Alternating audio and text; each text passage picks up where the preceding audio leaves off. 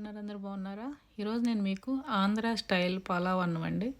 ఒక 300 మందికి పైగా సరిపడా మా వంట మాస్టర్ చేస్తున్నారు. పక్కా కొలతలతో కాకపోయినా సుమారుగా మీకు చెప్తాను నేను చూసినంత వరకు. నేను వెళ్ళేసరికి ఆల్రెడీ స్టార్ట్ చేసేసారండి.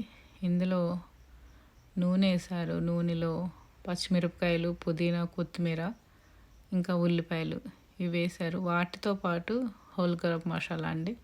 ఒక పలావ్ ఆకు ఒకటి వేయలేదు, మిగతాయన్నీ మనం బిర్యానీలో వేసుకున్నవన్నీ వేసారు. సాజీరా అవన్నీ కూడా ఇవన్నీ వేసి వీళ్ళైతే తిప్పుతున్నారు. బాగా వేడిగా ఉందండి సెగ. ఈ కట్టెల పొయ్యి మీద ఒక 20 నిమిషాల్లోనే అయిపోయిందండి అంతమందికి సరిపడా అన్నం. కాకపోతే దాని దగ్గర నుంచొని ఆ కదపటం ఉంది చూశారు, అది చాలా కష్టమైన పని. నేను నుంచొని ఫోన్లో వీడియో తీయడానికే నాకు చెమటలు పట్టినాయి అనమాట. పాపం వాళ్ళు దగ్గరే ఉండి అలా కదుపుతూ ఉన్నారు. చాలా కష్టమైన పని అది. అల్లం వెల్లుల్లిపాయ పేస్ట్ వేసాడు. ఇంకా తర్వాత ఉప్పు కూడా వేసాడు అనమాట ఆ మాస్టరు. ఇప్పుడు ఇంకా కళ్ళుప్పు సగం, మామూలు ఉప్పు సగం వేస్తున్నాడు. చూసారా, వెనక నుంచి కూడా వేస్తున్నాడు అతను. ఈ ఉప్పు వేసినాక అడుగంటకుండా వీళ్ళైతే తిప్పుతానే ఉన్నారనమాట. ఈలోపు అక్కడ ఆడవాళ్ళు బియ్యం కడుగుతూ ఉన్నారు. ఈ బియ్యం కడిగేలోపు ఇందులో ఎసరు పోసేసారనమాట. ఈ ఎసరు ఎట్లా అంటే మనం గ్లాస్కి గ్లాసం బావ ఎలా వేసుకుంటాం అలాగే వాళ్ళ బకెట్తో కొలిసి గ్లాస్కి గ్లాసం బావ నీళ్ళు లాగానే కొలిసి పోసారు. ఈ నీళ్లు పోసిన తర్వాత మూత పెట్టి మరగనిచ్చారనమాట. నీళ్ళు తెరిలే వరకు మూత పెట్టి బాగా పెద్ద మంట పెట్టి సెగబెట్టారు.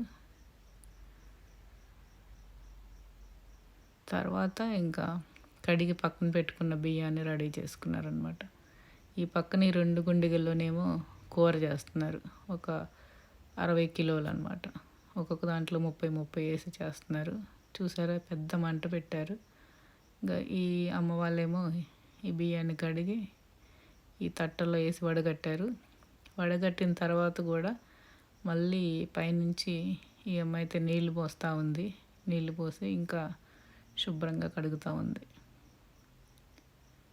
ఈ బియ్యాన్ని తీసుకొని అందులో మరుగుతున్న నీళ్ళల్లో తర్వాత వేస్తారనమాట. పక్కన పెట్టేసి ఉంచేశారు. మనకులాగా నానబెట్టలేదండి వీళ్ళు, కడిగి పెట్టేశారు అంతే. చూసారా, కట్టెలు 4 పక్కల నుంచి పెట్టారు. మంట అయితే బాగా వస్తుంది. చాలా నీళ్ళు కూడా ఉన్నాయి కదా, కాగాలి మరగాలంటే కొంచెం టైం పడుతుంది. పెద్ద కట్టెలు పెట్టి మంట పెడుతున్నా. చూసారా, అమ్మో ఎంత పెద్దగా వచ్చిందో. ఈ మంటకైతే మనం దూరం నుంచి తీయాలన్నమాట వీడియో. ఇదిగోండి మరిగిపోయింది. ఇప్పుడు వీళ్ళు ఆ తట్టలోని బియ్యాన్ని ఈ బేసిన్తో తీసుకొచ్చి ఇందులో పోస్తూ ఉన్నారు. ఇంకా అంతేనండి, దాదాపు అయిపోయింది.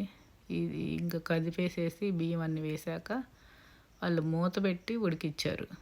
మూత పెట్టిన తర్వాత ఒక 10 నిమిషాలు పెద్ద మంట మీద ఉంచారండి. తర్వాత కింద నుంచి సగం పైగా కట్టెలు నుప్పు కణికలతో పాటు తీసి మూత పెట్టి దానిపైన వేశారు.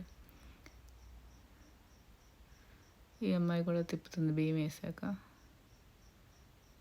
ఇంకా తర్వాత కొంచెం సేపటికి మొత్తం బాగా కదిపిన తర్వాత మూత పెట్టేస్తారు.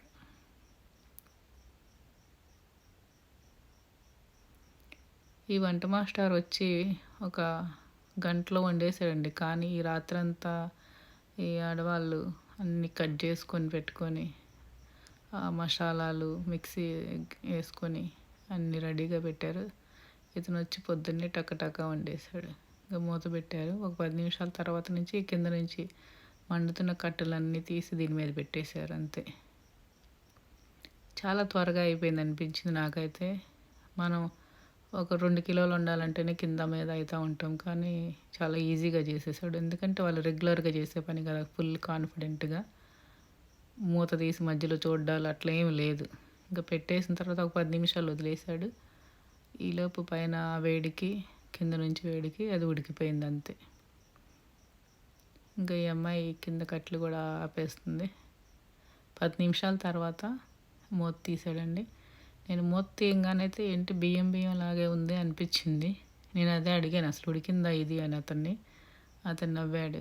మేము రోజు చాలా చోట్ల వండుతామండి అని. చూడండి గరిటెతో కదిపితే ఆ బియ్యం అయితే ఒక్క మెతుకు మెతుకు అంటుకోకుండా ఎంత పొడి పొడిలాడుతూ ఉందో చూసారా. జల్లితే ఒకటొకటి పడుతుంది అనమాట. అంత బాగా వండాడండి. టేస్ట్ అయితే సూపర్గా ఉంది, చాలా రుచిగా ఉంది. సింపుల్ ఇంగ్రీడియంట్స్ అయినా కానీ మీరు కూడా ఈ రెసిపీ ట్రై చేయండి. Thank you for watching. Bye.